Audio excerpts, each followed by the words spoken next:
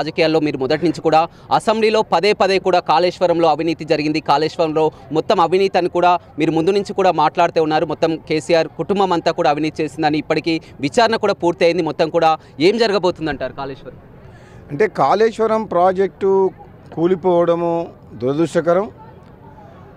అది అక్కడ గోదావరి నది మీద కట్టాల్సింది డ్యామ్, కానీ కేసీఆర్ కట్టింది బ్యారేజ్.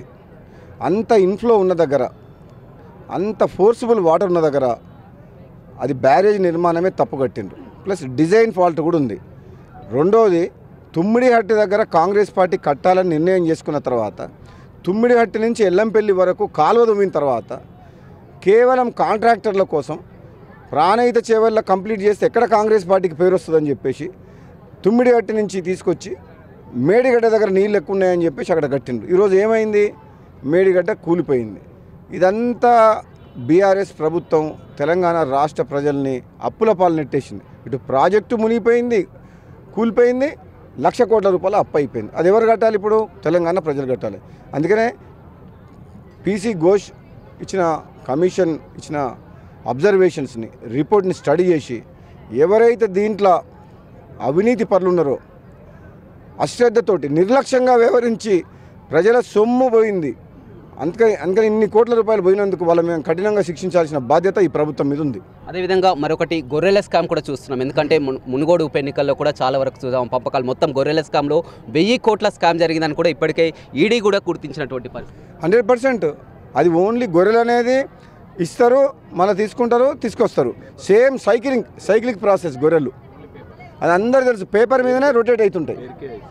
అది మొత్తం అందుకనే గొర్రెల స్కామ్ తీయాలి, ఫోన్ ట్యాపింగ్ తీయాలి, లిక్కర్ స్కామ్ తీయాలి, శాండ్ స్కామ్ తీయాలి, భూములు ఎట్లా ఆక్రమించుకుని తీయాలి, ప్రాజెక్టుల మీద దోపిడీ తీయాలి.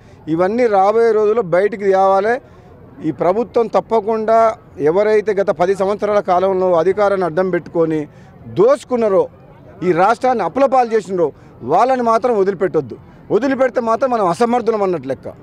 ఇప్పుడు 20 నెలలు అయింది ఈ ప్రభుత్వం వచ్చి, ఇప్పటివరకు ఎవరిని అరెస్ట్ చేయలే. చాలా దురదృష్టకరం. ఈ పార్టీకే నేను చెప్తున్నా రమేష్, ఈ పార్టీకే వాళ్ళ కాంగ్రెస్ పార్టీ ప్రభుత్వం వచ్చిన తర్వాత అవినీతి బయటికి తీస్తాము, దోషులను శిక్షిస్తామని చెప్పినాం. ప్రజలందరూ ఎదురు చూస్తారు, ఇంకా ఆలస్యం చేయొద్దని చెప్తున్నాను నేను. రైట్, చూడొచ్చు మొత్తం మీద బీఆర్ఎస్ హయాంలో 10 ఏళ్లలో రాష్ట్రాన్ని పూర్తిగా దోచుకున్నటువంటి పరిస్థితి కనిపిస్తుంది. కాళేశ్వరం విచారణ కూడా ఇప్పటికే పూర్తయినటువంటి పరిస్థితి కనిపిస్తుంది. కాళేశ్వరంలో కానీ అదేవిధంగా ఇటీవల జరిగినటువంటి గొర్రెల స్కామ్లో కానీ వరుసగా జరుగుతున్నటువంటి స్కామ్లన్నీ కూడా ప్రజలంతా కూడా ఎదురు చూస్తున్నారు. వారిని కఠినంగా శిక్షించాల్సినటువంటి బాధ్యత కూడా కాంగ్రెస్ ప్రభుత్వంపై ఉందని కూడా ఎమ్మెల్యే రాజగోపాల్ రెడ్డి చెప్తున్నారు. రవితో రమేష్, బిగ్ టీవీ, నల్గొండ.